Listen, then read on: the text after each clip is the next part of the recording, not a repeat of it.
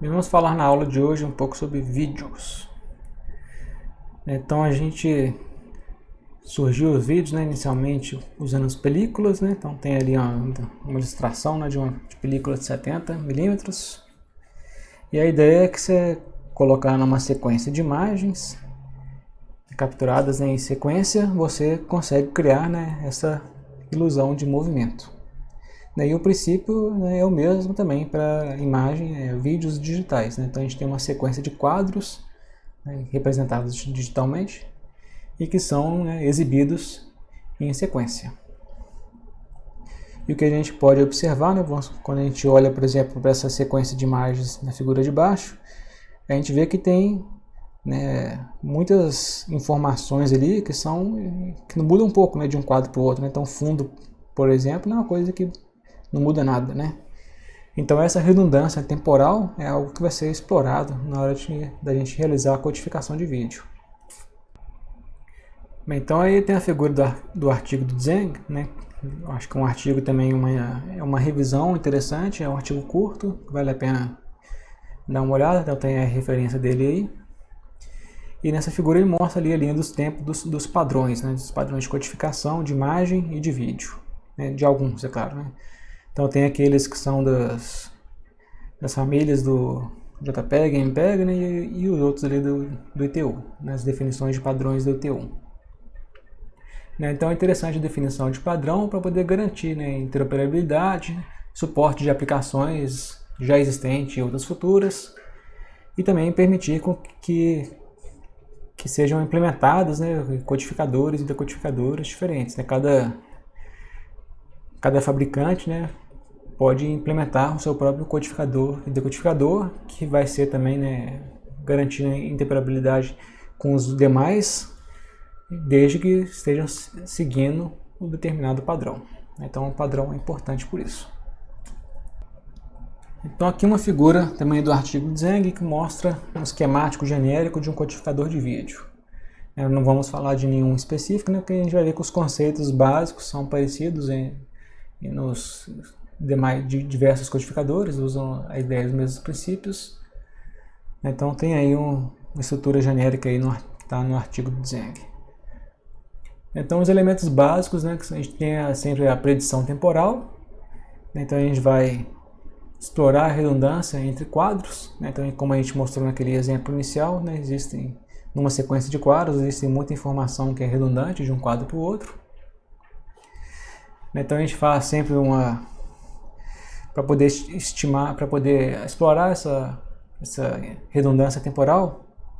Então a gente costuma utilizar também uma estimação de movimento, estimando o movimento de blocos ou de objetos dentro de um vídeo, compensação de movimento. Então isso tudo aqui para explorar a predição temporal. Então a gente gera uma predição. Essa predição a gente entra aqui, está fazendo a diferença com o quadro atual.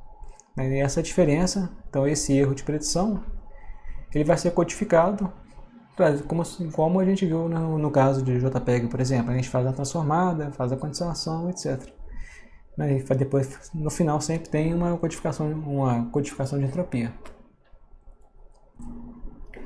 Então, em geral, a transformada utilizada também é a DCT, faz a DCT também em blocos, da mesma forma que a gente viu no JPEG, faz a quantização também dos coeficientes.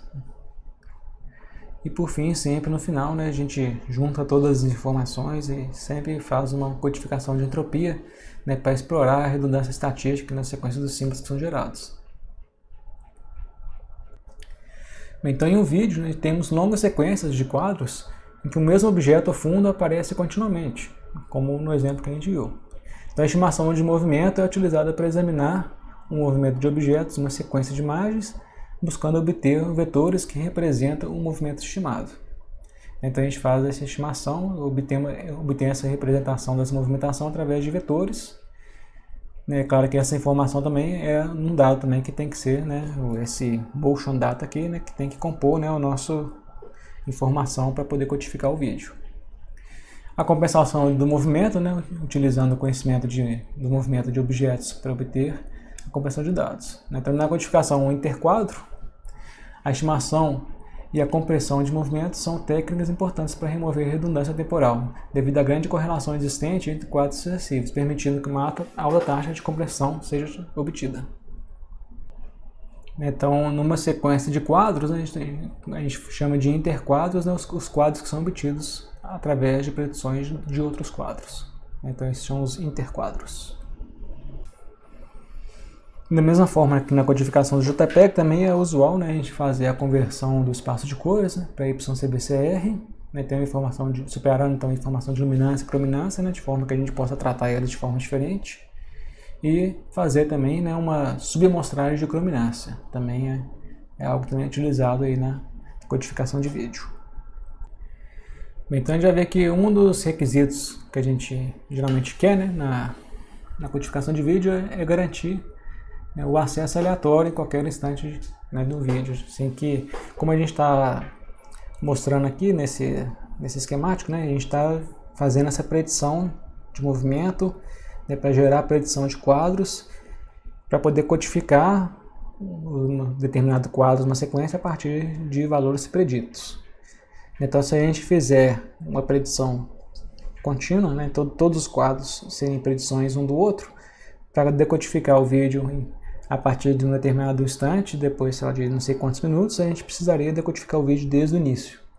Então, para a gente conseguir ter um acesso aleatório do vídeo, é interessante então a gente ter instantes no vídeo onde o quadro, um determinado quadro, ele não depende de nenhum quadro, né? Ele é um quadro que não tem dependência, né, de nenhum quadro no futuro ou passado. Então aí os tipos de quadros que a gente vai ter, então os quadros tipo I, né, ou intracodificados, né, quadros tipo chaves, vão ser esses quadros que não dependem de nenhum outro quadro, então eles são intracodificados, né, eles são codificados como se fosse uma imagem. Então esses quadros intracodificados são importantes para garantir, né, o acesso aleatório do vídeo. E além disso, como a gente falou que tem esses quadros, esses outros quadros P e B que são gerados a partir de predição, como toda predição tem um erro, né, e esse erro pode ir acumulando. Então, para poder, né, zerar o erro de tempos em tempos, né, é interessante também a gente colocar esses intraquadros também. Então esses dois motivos. Uma outra técnica também que é utilizada para amenizar o efeito do erro que vai se propagando é o chamado preditor com vazamento, né, o leak prediction, né, que a gente impõe uma taxa de, digamos, esquecimento no preditor. Então o preditor que ele vai piorando com o tempo. Se ele vai piorando, significa que mais informação está indo no erro e menos está indo no preditor.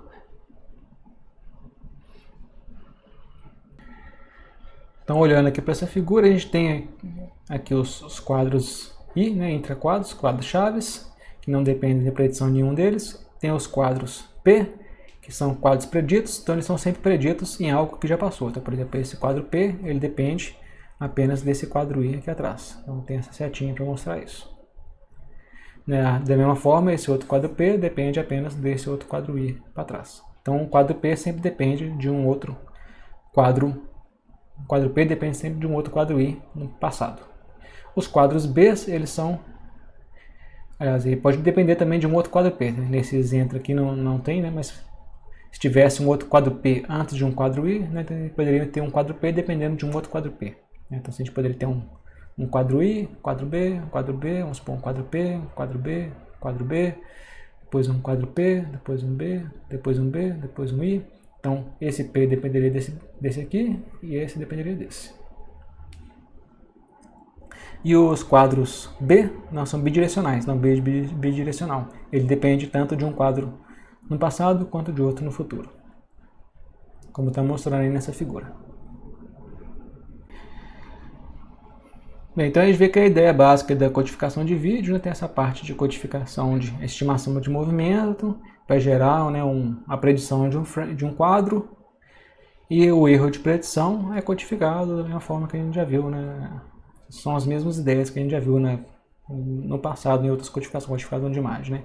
Então a gente usa aquelas técnicas, usa DCT, usa quantização, né, usa DPCM, RLE, todas essas ferramentas também são utilizadas também em codificação de vídeo. Então, o intuito dessa aula é só dar uma visão geral, né, sobre codificação.